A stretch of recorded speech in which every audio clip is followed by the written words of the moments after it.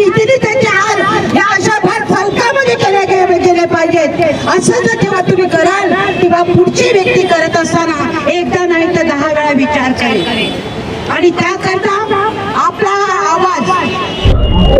ऐसे मामलों में उसको किस तरह से देखा जाए जस्टिस के साथ? पहली बात तो लोगों को मर्द को ब्लेम करना बंद कर देना चाहिए. ये मर्द का ही काम नहीं है, औरत भी मिलती है मर्द के साथ कभी कभी. जेंडर थिंग ही नहीं है ये. सबको इक्वली आप नॉलेज दो, सबको इक्वली गाइड करो कि ये गलत है. गलत सही का ये करो, मर्द औरत का मत करो. गलत सही का करो, मर्द औरत का मत करो. दैट इज माई पॉइंट कि तुम लोग मर्द को ब्लेम करोगे. अभी मालूम पड़ रहा है एक औरत भी थी उसमें. अभी आवाज नहीं उठा रहे कोई. सबके खिलाफ उठाओ ना, उठा रहे हो तो. नमस्कार, अस्सलाम वालेकुम, आदाब. मैं हूं यूसुफ अली, आप देख रहे हैं सैफ न्यूज़ लाइव. आइए नजर डालते हैं आज की खास खबरों पर. दोस्तों, इस समय पूरा देश आक्रोश में है क्योंकि घटना हम सभी जानते हैं. जिस तरह से कोलकाता में एक लेडी डॉक्टर के साथ पिछले दिनों जो घिनौनी हरकत हुई, उसको लेकर आज देश में आक्रोश है. और ये आक्रोश वसई विरार में भी आप देख सकते हैं. इस समय हम मौजूद है वसई विरार के वसई के एसटी डिपो बस डिपो. यहाँ आप देख सकते हैं हमारे पीछे कई महिलाएं, पुरुष एक आंदोलन यहाँ कर रहे हैं. इन लोगों की यही मांग है कि जिस तरह से ये घिनौनी हरकत अंजाम दी गई, उसका जो आरोपी है उस आरोपी के खिलाफ सख्त से सख्त कार्यवाही की जाए और ऐसे कड़े कानून बनाए जाए कि इस तरह के हालात फिर से पैदा न हो. क्राइम होने के बाद आरोपी को सजा मिलना वो अलग चीज है और क्राइम का ही न घटना, ये दो अलग अलग चीजें. हमारे देश में कानून है लेकिन कानून के लचीलेपन की वजह से क्राइम है वो दिन ब दिन घटने के बजाय बढ़ते चले जा रहे हैं. तो कहीं ना कहीं सरकारों को ये सोचना पड़ेगा कि कानूनों का इस तरह से इम्प्लीमेंटेशन हो कि आने वाले समय में क्राइम रुके. यहाँ आप जो देख रहे हो ये महिलाएं, ये कम उम्र के लोग यहाँ जमा हुए और इनका आक्रोश है. ये कहीं ना कहीं किसी बैनर तले, किसी खास राजनीतिक पार्टी तले नहीं है. यहाँ आम जनता सड़कों पे उतरी हुई है. ऐसा ही आज नाला सुपारा में डॉक्टरों ने भी एक रैली निकाला था, आंदोलन किया था. और ये दूसरा आंदोलन है. कहीं ना कहीं एक समय था जब निर्भया कांड हुआ था, उसकी काफी चर्चा हुई और तब ऐसा लगा था देश को कि अब कुछ कानून में से परिवर्तन होंगे कि इस तरह की घटनाएं रुकेगी. लेकिन अफसोस, वो घटनाएं रुकने की बजाय दिन ब दिन बढ़ते चली जा रही है. दिन ब दिन इस तरह की घटनाएं सामने आ रही है. लोगों की जो मानसिकता है दिन ब दिन अपराध प्रवृत्ति की हो रही है. इसमें सबसे बड़ा रोल अगर मैं कहना चाहूँ तो जो नशा है, जिस तरह से नशे का कारोबार आज देश में फैल रहा है और कहीं ना कहीं हर एक क्राइम की सबसे बड़ी वजह नशा रहता है. ऐसी जो रिपोर्ट, वहां की ग्राउंड की रिपोर्ट आई है कि कोलकाता मामले में भी आरोपी नशे में था. तो कहीं ना कहीं इस पर भी सरकार को रोक करनी चाहिए. और देखिए इस आंदोलन से जुड़ी हमारी कवरेज. आज के लिए अभी के लिए इतना ही. वसई विरार से यूसुफ अली. मैडम, क्या वेदांती चौहान. आज आप सड़क पे आए हो, क्या विषय है? और ये जो कोलकाता में हुआ है rape case, it has been so many days now. 9th को हुआ था ये. आज का डेट क्या है? 17th of August, right. 1 week होके गया. There is no justice. वो लोग ने रेपिस्ट को ढूंढा भी नहीं है, बस एक को ढूंढा है. But what about him? Justice देगा कौन? और अगर हम लोग पॉलिटिकल पार्टीज को ब्लेम करें तो लोग बोलते पॉलिटिकल मत हो जाओ. But what is the point? PM कौन है? मोदी है. He has not released a statement on this. जो ममता बनर्जी को वहाँ पे प्रोटेस्ट करी, वो किसके अगेंस्ट प्रोटेस्ट कर रही है? खड़ी हो गई तो हम किसके पास न्याय मांगे? She is the dam CM. आपका सीधा ये कहना है कि जो पीएम है उनको भी इस चीज की पड़ी नहीं है, तो जो स्टेट की सीएम है वो भी एक माने में नाटक कर रही है. Yes, right, absolutely. और लोग हमें ब्लेम करते हैं कि हम हर बात पे पॉलिटिकल क्यों होते हैं. बट अगर वो पीएम है, इट इज हिज ड्यूटी कि अगर लोग इतने मिलके प्रोटेस्ट करें तो तुम लोग लॉ तो लाओ. और तुम लोग से नहीं हो रहा है ना, वो क्रिमिनल को छोड़ दो पब्लिक में. हम लोग देख लेंगे क्या करना है. हम लोग मारेंगे उसको, चलेगा, आपसे नहीं हो रहा है मत करो, we are here to do it. इसके पहले मणिपुर में भी ऐसी घटना हुई, महाराष्ट्र में भी हाल ही में 2-3 ऐसे मामले हुए। हर एक बार जब घटना होती तब आवाज उठती, उसके बाद कहीं ना कहीं पब्लिक भी खुद अपने आप में शांत हो जाए। तो हम में सेल्फ कितना जिम्मेदार है? एक बात मैं बोलूं, ये थोड़ा कंट्रोवर्शियल हो जाएगा, बट मैं रेडी हूँ, मैं 10 साल के लिए बोलने रेडी हूँ, बट उसका आउटकम होने वाला है आउटकम। आप बोलो ना, आप बोलोगे ठीक है, आप 10 दिन प्रोटेस्ट करो, 12 दिन प्रोटेस्ट करो, अगर कुछ न्याय ही नहीं है, हम किसकी तरफ प्रोटेस्ट कर रहे हैं? What are we protesting against? What are we protesting for? If there is no law which is supporting us, rapist 12 साल में निर्भया का केस चला, सब चला, माइनर समझ के छोड़ दिया उसको, छोड़ दिया। वाह, आपने भी जब पब्लिकली स्पीच किया था उसमें आपने बहुत पॉइंट वाली थी कि कई बार ऐसे मामलों में कई महिलाएं भी वो भी साजिश करता हो। अभी के केस है, तो ऐसे मामलों में उसको किस तरह से देखा जाए, जस्टिस के साथ होना चाहिए? पहली बात तो लोगों को मर्द को ब्लेम करना बंद कर देना चाहिए। ये मर्द का ही काम नहीं है, औरत भी मिलती है मर्द के साथ कभी कभी, जेंडर थिंग ही नहीं है ये।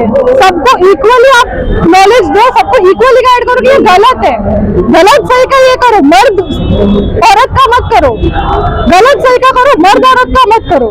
दैट इज माई पॉइंट कि तुम लोग मर्द को ब्लेम करोगे। अभी मालूम पड़ रहा है एक औरत भी थी उसमें, अभी क्या, अभी आवाज नहीं उठा रहे कोई? सबके खिलाफ उठाओ ना, उठा रहे हो तो। दी गई है, लिखी है, इसमें हमने सब मेंशन किया है कि हमें क्या क्या चाहिए। हमें चाहिए कि आईसीसी सही तरह से लागू हो। हम चाहते हैं कि सेफ्टी प्रोटोकॉल बढ़ा दिए जाए, जो भी सेफ्टी लोग के लिए जो लोग खड़े होते हैं बाहर, उनका बैकग्राउंड चेक किया जाए। हम चाहते हैं कि सेक्स एजुकेशन को, कंसेंट को सब्जेक्ट बनाया जाए और गवर्नमेंट से उसकी बातें ना करे, उसको करिकुलम में ऐड करे, बुक्स में ऐड करे, ताकि बच्चे घर पे तो उनको सीखना ही चाहिए। अपने पेरेंट्स की जिम्मेदारी होती है उनको सिखाना, लेकिन स्कूल्स में भी अगर वो पहले से ही जानेंगे इन टॉपिक्स के बारे में, पहले से ही सीखेंगे, उनको नॉलेज होगा, वो क्यूरियस नहीं होंगे to look for other options like porn and other things which will not give them the right information। वो सही जरिया नहीं होता सीखने का about what is sexual health. उनको उसके लिए सही तरह से सिखाना चाहिए बुक्स में, एंड ताकि वो सब जान सके कि ये कोई टैबू इशू नहीं है। उनकी जो क्यूरियोसिटी है उसको सही तरह से मिटाया जा सके, किसी और वे से नहीं। वैसे ही पॉश और आईसीसी जैसे जो भी अलग अलग कानून हमारे देश में बहुत अच्छे कानून हैं, लेकिन उन कानूनों का अच्छे से इम्प्लीमेंटेशन नहीं होता। वहीं पे तो हमारी इतनी सारी गलतियाँ हो जाती है। लोग, महिलाएं जो काम जो करती है, ऑफिस में जाती है, उनको पता ही नहीं होता कि इतने सारे लॉज हैं जो उनके लिए बनाए गए हैं। बहुत सारे ऑफिस में आईसीसी होगा, इम्प्लीमेंटेड किया गया होगा, ऐसा नहीं कि कहीं पर भी नहीं है, लेकिन मेजॉरिटी जगहों पे आईसीसी का इम्प्लीमेंटेशन नहीं किया गया।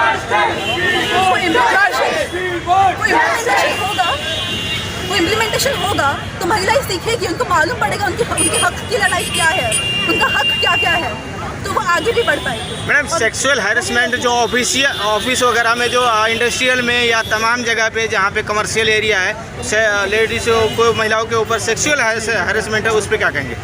हो रहा है सेक्सुअल हरासमेंट, ये एक बहुत ही कॉम्प्लेक्स इशू है। हमें लगता है कि किसी एक ने हरास कर लिया और वो मुद्दा खत्म हो गया। वो एक जिसने हरास किया है उसके पीछे उसने क्यों किया है, बहुत सारी, वो उसकी अपब्रिंगिंग कैसी है। I think it goes deep down, not only to that person but उसकी अपब्रिंगिंग कैसी है, उसको क्या, वो कहाँ से आता है, क्या सोचता है, क्यों किया।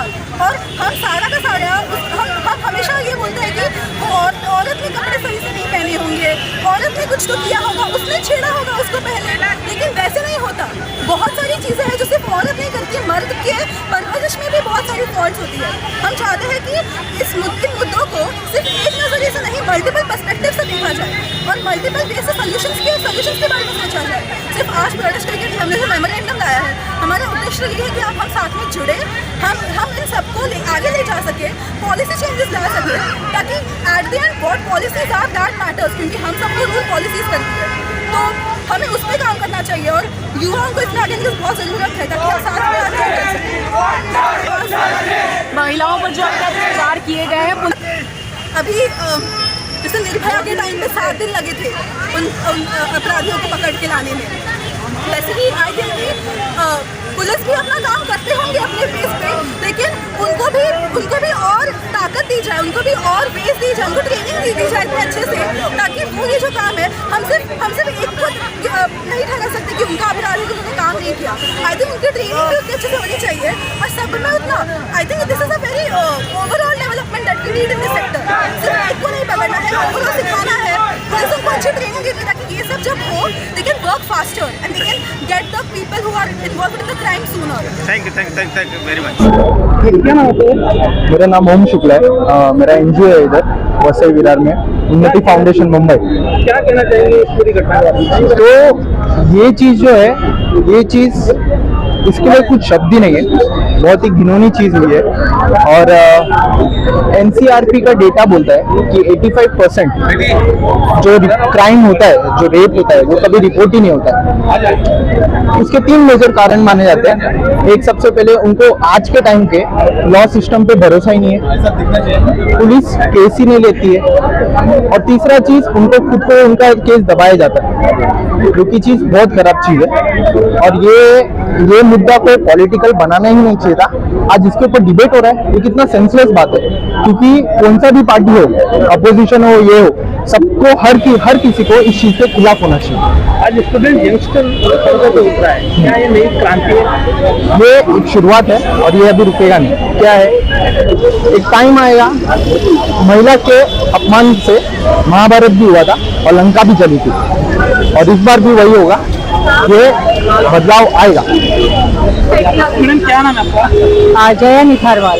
क्या कहना चाहेंगे आज पूरा जो आज मैं ये तो बहुत ही मतलब मेरा शब्द नहीं है बोलने के लिए, इतना दुखद ये है, माहौल भी है और महिलाओं के लिए तो बहुत ही दुखद है। मतलब एक अकेली महिला के साथ इतना बुरा जो किया है ना, जिस तरह से महिलाओं के साथ अपराध सामने आते जा रहे दिन ब दिन। नहीं, वो देखिए अपराध जो है, एक तो हमारा कानून बहुत ज्यादा ढीला है, उसकी आड़ में ये सब कुछ होता है। अगर हमारा कानून स्ट्रांग हो जाएगा तो इतने घिनौने अपराध नहीं होंगे। ये एकदम बहुत घिनौना अपराध था। मतलब जहाँ जिस जगह पे वो महिला काम कर रही है, उसी जगह पे उसके साथ इतना घिनौना, और उसके साथ जो हुआ है वो तो एक दयनीय है, दयनीय। मतलब अगर वो जो पकड़ा गया है वो एक आदमी का काम नहीं है, इस तरह का काम एक आदमी नहीं कर सकता है।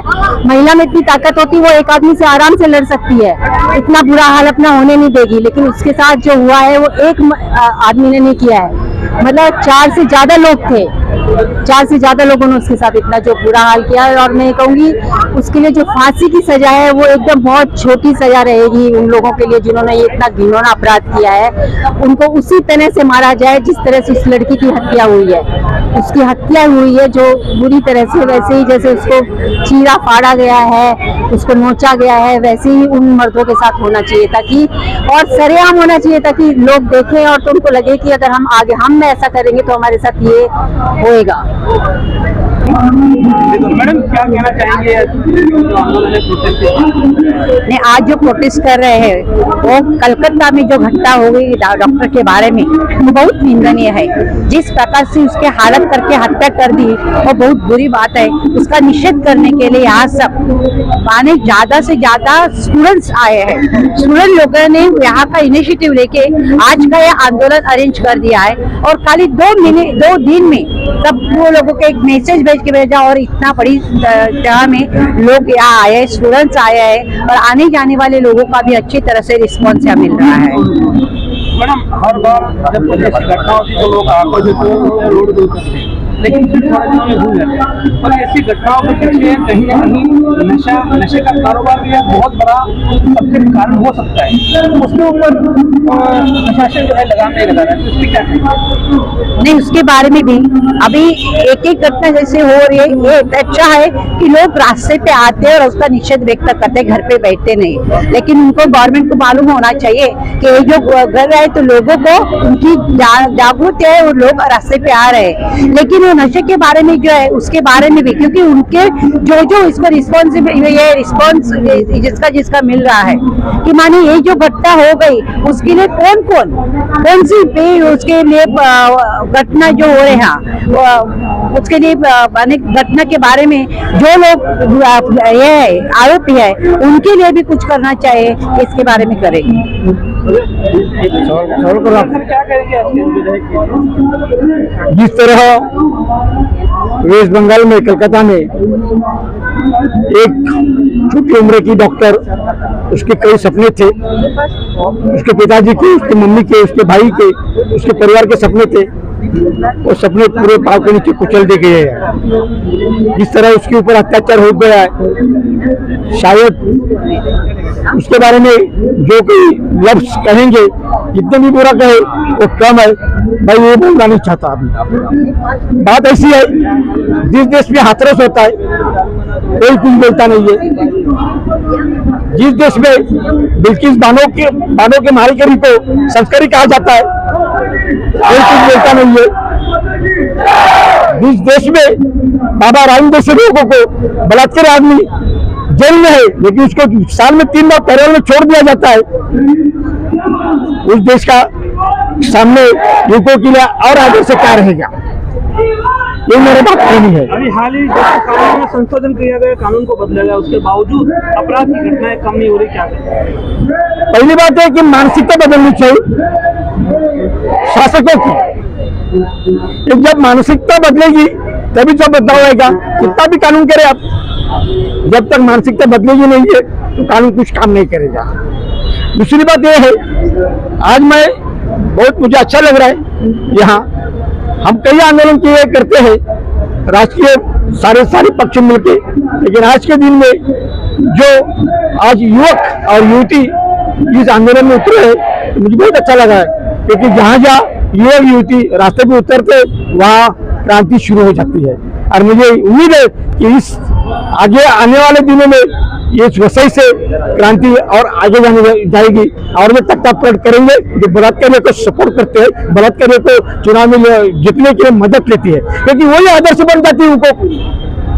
अगर उसको सपोर्ट मिलता है बलात्कारियों को अपना राजनीति के माध्यम से, तो वही उनका आदर्श बन जाते हैं और युवक जो है वो उसी के लिए हिम्मत करते हैं अपराध करने का, पाप करने का, बलात्कार करने का। ये खत्म करना है तो बलात्कारी को सपोर्ट करने वाली राजनीति खत्म होनी चाहिए, ये भी कहना चाहता हूँ।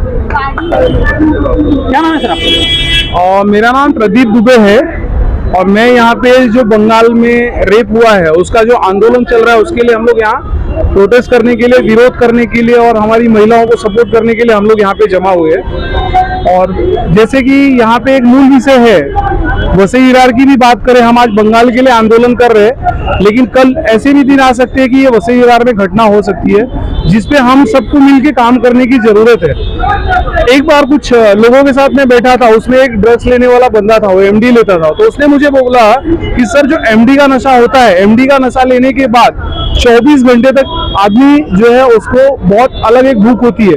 अब उस वक्त अगर उसकी माँ है, उसकी बहन है, वो उसको भी छोड़ेगा नहीं, उसकी ऐसी हालत होती है। तो कहीं ना कहीं पूरा जो सिस्टम है ना इस चीज के पीछे इन्वॉल्व है और इसमें हमारे सिस्टम के लोग मिले हुए हैं। तो हमें सबसे पहले ड्रग्स पे, नशे पे, इन सब चीजों पे काम करना चाहिए।